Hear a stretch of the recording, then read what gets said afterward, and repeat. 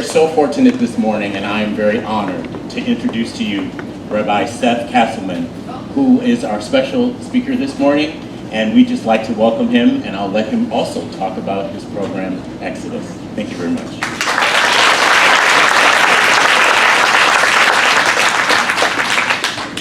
Thank you, Reverend Greg.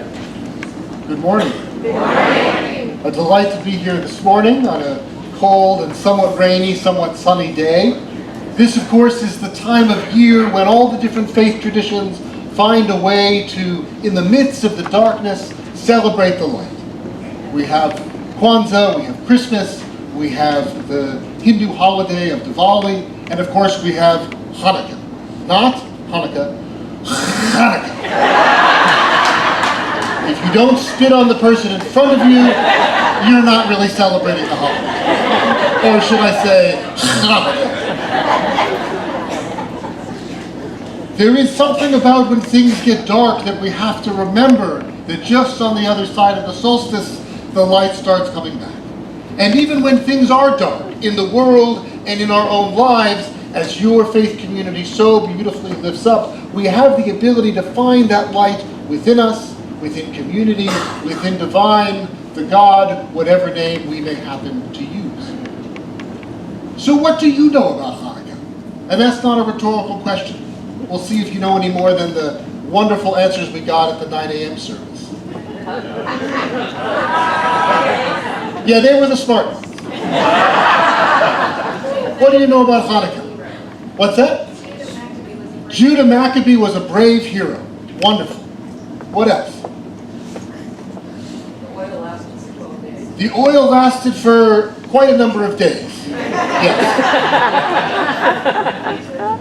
Use what you have. Ooh, I like that. I like that. Any others?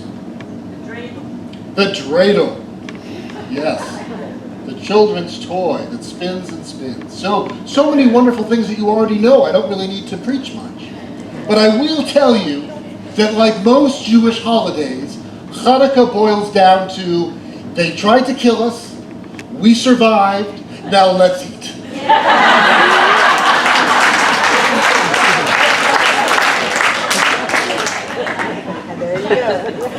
Chinese food, if you will.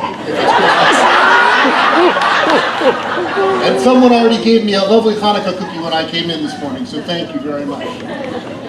It is a story that has timeless potential to teach us many things. Whether it's true or not in some historical sense, who knows? But there's definitely truth in the story. Some 2,200 years ago in Jerusalem, the Syrian Greeks, led by the king Antiochus, invaded the city and took over the Great Temple. Now, to tell you about Judaism of that time, it's important to recognize it was a whole different religion than Judaism today. In that time, everything was done in the one temple, including sacrifices of animals and plants and oil. And it was a ritualistic cult of sorts, focused around that one temple. When that temple was destroyed in the year 70 of the Common Era, not many years after the death of Jesus, Judaism went into a tailspin and didn't know what to do until they revived and came up with basically a new form of Judaism. And interestingly, Judaism was re-evolving just as Christianity was forming in the early Christian church. And the two co-evolved in ways that cross-fertilized. So that it is quite clear to me that Judaism of today is much more similar to Christianity of today than it is to the Judaism of the time of Jesus or 200 years earlier in the time of the Hanukkah story. They both evolved out of crises, out of loss, out of destruction, and found new ways to celebrate in the home, in the synagogue or church, in the community at large. Well, because of a great hero, Judah Maccabee, and his brothers and sisters that fled to the hills, when Antiochus the king said either you convert to the Greek religion or you're killed. And many of the Jews converted and assimilated. And many others became zealots and went off into the hillsides and started what is one of the early recorded historical records of guerrilla warfare and fought by coming down at night and attacking the Syrian Greek soldiers and then running back into the hills. Till finally they won. Surprise of surprise, they actually had a military victory. And when they recaptured the temple and they went inside, they found that it had been desecrated. It had been put up with statues of Zeus and all the other Greek gods, which my daughter would love, actually, because she's a fanatic of Percy Jackson at the moment. And not only that, but the Greeks had run pigs through the sanctuary just as a way of desecrating the holy temple, and had smashed things right and left. So Hanukkah literally means rededication. They were rededicating themselves to their faith, and they were rededicating the temple, the sanctuary, to their God. You know, there's a beautiful song that we sing in synagogue about how beautiful the sanctuary is. And in Judaism, we have this understanding that the sanctuary is not so much the walls or even the beautiful tapestries, it's the people that make the sanctuary. And God dwells amongst us when we act in godly ways. So the people gathered in the sanctuary and they cleaned it. Boy, did they need your volunteer, Beth, in the temple. She would have gotten those chairs straight, gotten those pigs out. And when it came time to light the menorah, that the 7-branched candelabra that represented the 7 days of the week and the 7 days of creation, they found that of the sacred oil that they would use, that had to be pressed from olives and then sanctified by one of the high priests, they only had but 1 vial left of oil, enough to burn for 1 day. And it would take 8 days to gather more olives and to press them and to bless them and to have new oil that was sanctified to be used in this holy way. And they only had 1 day's worth. But all the same, they filled the candelabra using up that 1 vial of oil, and they lit it. And it lasted, at least according to the storytellers, for 8 days. Long enough to make new oil. Now, this Hanukkah thing has always been a minor holiday, except for in America in the last 50 or 60 years. But its escalation to be a balance point for Jews in America, especially Jewish children with Christmas, is in some ways part of the lesson of Hanukkah. That you take what you have and you make the best of it, and you work within the community that you live in. But in the year 300 of the Common Era, when the Talmudic rabbis were discussing Hanukkah, they were like, it didn't even make it into the Torah or into the Bible. It's so recent, it's not really a major holiday, but the people loved it. And they were celebrating it. And they thought it was about the underdogs always having victory. And the rabbis were pacifists and peaceniks. They, like your Christmas tree, tended to lean left.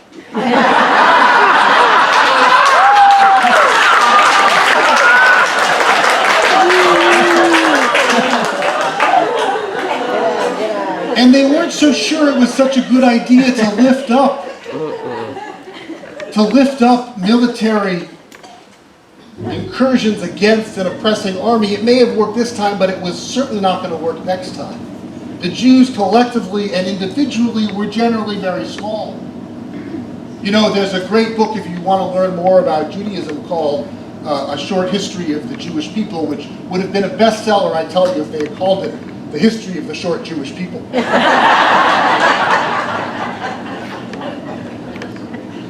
So the rabbi said, let's not make the miracle about the military victory. Let's make it about this thing with the candelabra, with the menorah.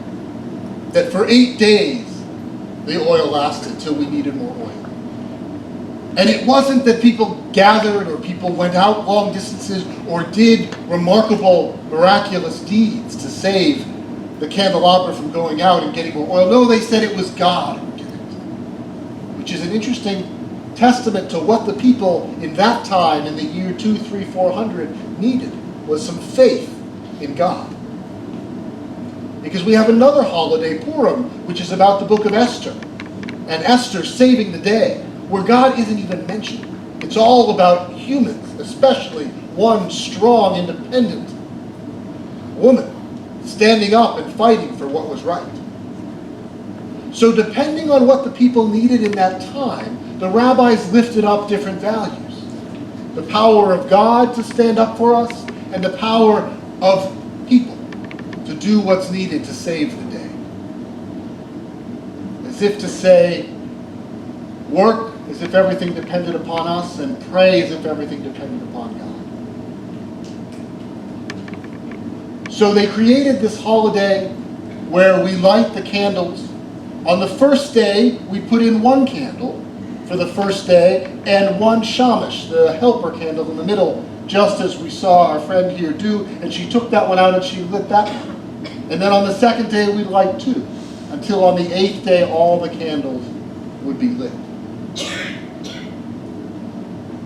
And it brings light into our homes after dark, and we put the menorah in our windows so that all can see, and that we say we are proud that we are Jewish, and we will not be afraid. And the beautiful thing about light is it's not like any other element in science. There is no conservation of matter or energy with light. When I light a candle, it can light the entire room and give light to you and to you and to you, and it doesn't take any light away from the candle itself. We can dispel eons of spiritual or social injustice and darkness by lighting one candle of righteousness at home.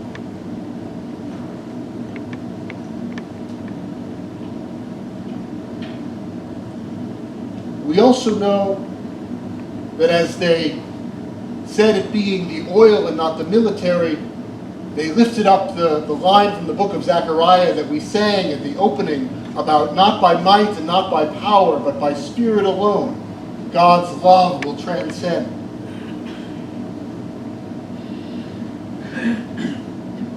So on the 8th day, when they were just getting the oil together, it was clear by that point that some great miracle had occurred. And on the 7th day, they still needed another day to go, but already it had been miraculous. Even on the 2nd day, the oil had already lasted twice as long as it was supposed to. But my question for you is, the rabbis say that it was a miracle on each and every day. So what was the miracle on the first day when they lit the candelabra and they had enough oil? What was the miracle then? What's that? They had the oil. That they had found one vial of oil to begin with. That one hadn't been destroyed. I love it. What else? Yes? That they knew that would last. They knew, their faith knew that it would last. That they had faith to know that it would last and to do what they needed to do to light it even if it wouldn't last. Was there another answer over here? Belief and faith. You know, belief says, I believe it's going to be like this when I get there. Hope says, I'd really like it to look like this when I get there. Faith says, I have no idea what it's going to look like, but I have the confidence that I'm going in the right direction, and I will take another step. The courageous heart's movement forward into the darkness of the unknown. That is faith. The courageous heart's movement forward into the darkness of the unknown. To have the faith to light on that first day, knowing that it probably will burn out. So I'll tell you a little story about faith before I complete. It's about a 45-minute story.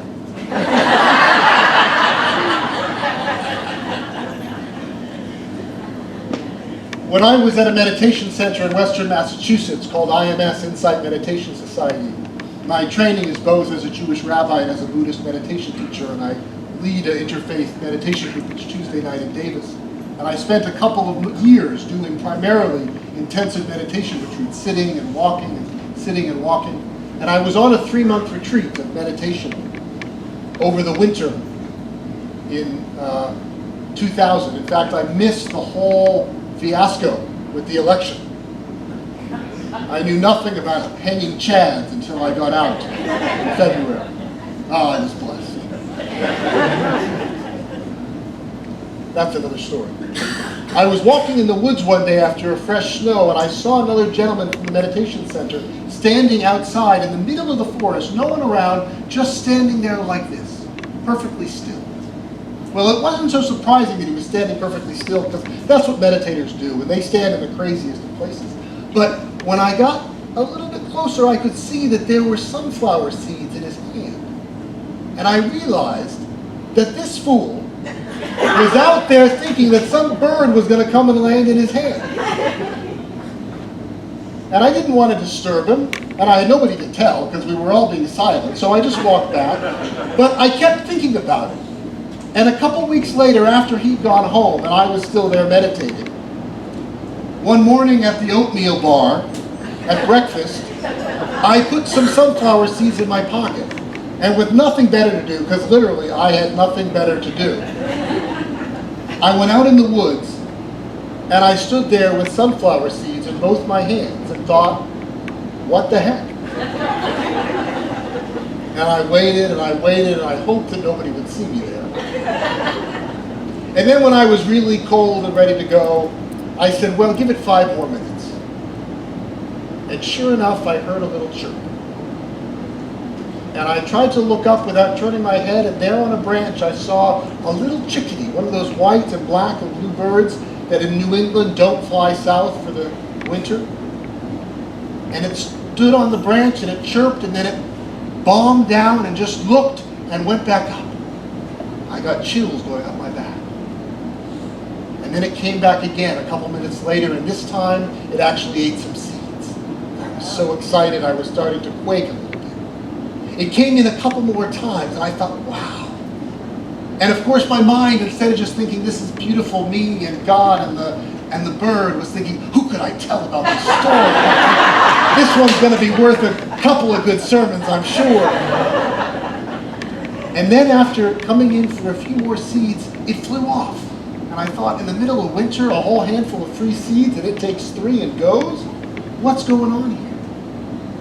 Until it came back a few minutes later, leading 5 more chickadees. And I thought, what generosity to share. And then as they were all eating the seeds from my hand, I realized there were more seeds here than that one first chickadee could ever eat. And so that chickadee, at least in my mind, was thinking, if I share with the others, then they'll share with me and I'll have 5 times more chances of getting birdseed when they're out. I have faith that the others will treat me as I treat them. It's sort of like when the Dalai Lama said, if you take joy in other people's happiness, it'll increase your chances of being happy 8 billion to 1. And those are pretty good odds. So that chickadee had faith and brought the other ones along. And so of course I was out there the next morning at 6 a.m. again. And they came. And every morning I'd be out there at 6 a.m. after breakfast, and they would come every morning, those same 6 chickadees. And I would not just hold them in my hands.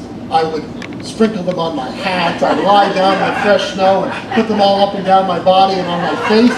And they would just stand on my nose and they would just peck them right off.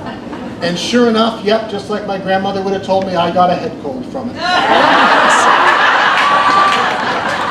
So I was sick in bed for a week. But when I went back out there, those chickadees were still waiting. They somehow had faith that I was going to come back. And we had that bond through the rest of winter.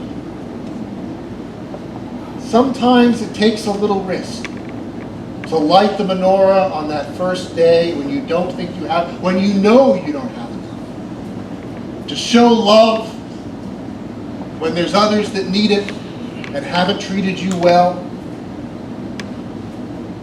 Sometimes we have to have the faith to put out what we can, to give what we can in hopes that maybe something will will benefit the world from us showing up. May it be a glorious and bright holiday season for you, your friends,